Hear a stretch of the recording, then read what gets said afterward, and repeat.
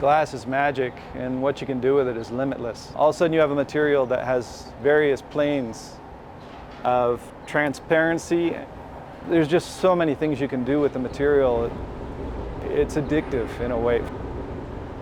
My name is Thornton. My father was military.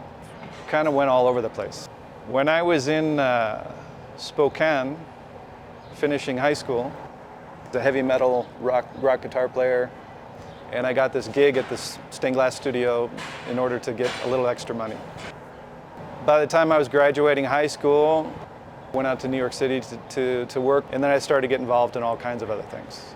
I started to blow glass more, and I got more and more into that world of glass. I started working at Urban Glass in Brooklyn. I worked in conservation at the Metropolitan Museum.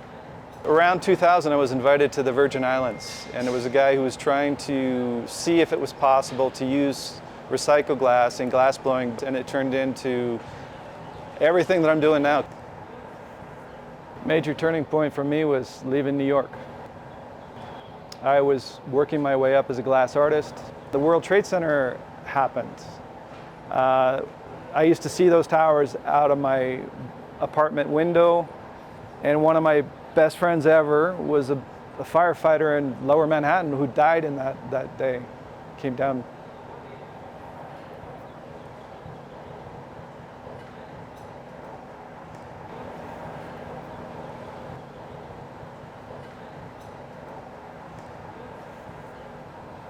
So when I had the option to come here or to stay in New York, I came here and I could do almost anything.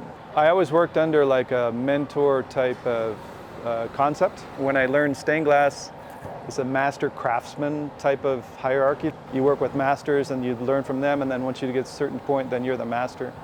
I did that for a long time, and so I've had probably 3 to 4 maestros in my life that I really looked up to. The last maestro was Francisco Toledo. He's one of my best friends, and one of the people I look up to the most. He really challenged the material and challenged my abilities to work with the material. That was probably the mentor of the last 10 to 15 years of my life.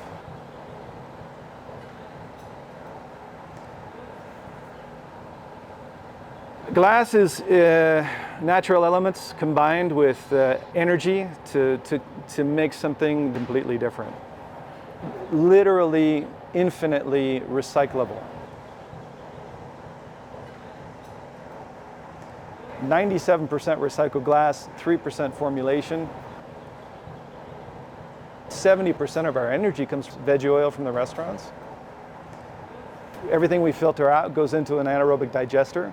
That turns into gas. The byproduct from anaerobic digestion is a fertilizer you can use to fertilize fields. The process that we have for recycling glass is a patented process. Patents for me are useless because by the time the patent even goes through it, we've already modified something about the design of the process to make it even better. I actually do most of the work on the pieces, and I've got 2 guys who assist me, 2 to 5 guys depending on what's going on, how big the piece is. The guys in the studio, we've worked together for a long time. Most of these guys have been here for more than 10 years. You start to become a family.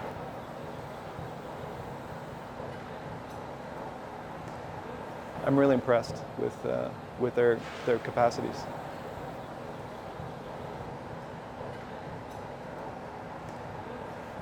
Sometimes you do prep work for weeks beforehand.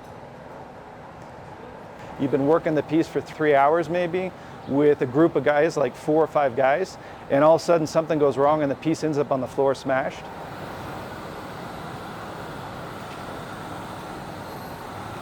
That's life, man. That's life.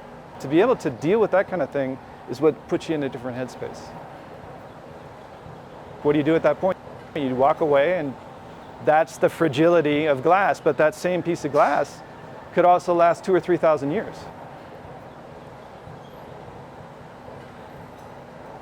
In 2006, we almost went out of business. When I came in to talk to these guys and say, you know, I'm feeling horrible, I'm spending all my savings to keep these guys employed, and I sat them down and said, you know, we might have to take a couple of months off. You guys go to your house, and then I'm going to try and work things out so we can get back in business.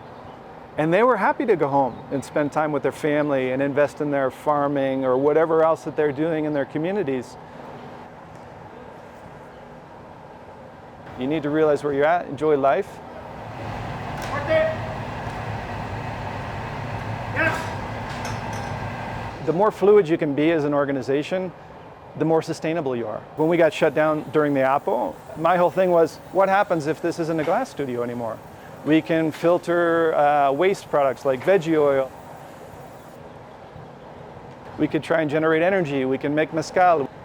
All the guys who work in the studio probably have 3 to 4 different hats that they can wear, and we can do different things. Ultimately, it can't be reliant upon selling some glass to a certain market somewhere, because that's completely unstable. As world economy shifts, there's crisis, mini crisis, mega crisis, who knows?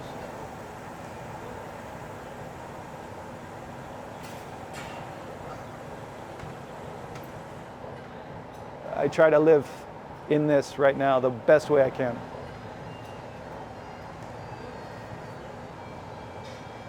You think you know so much, and you really just need to keep learning.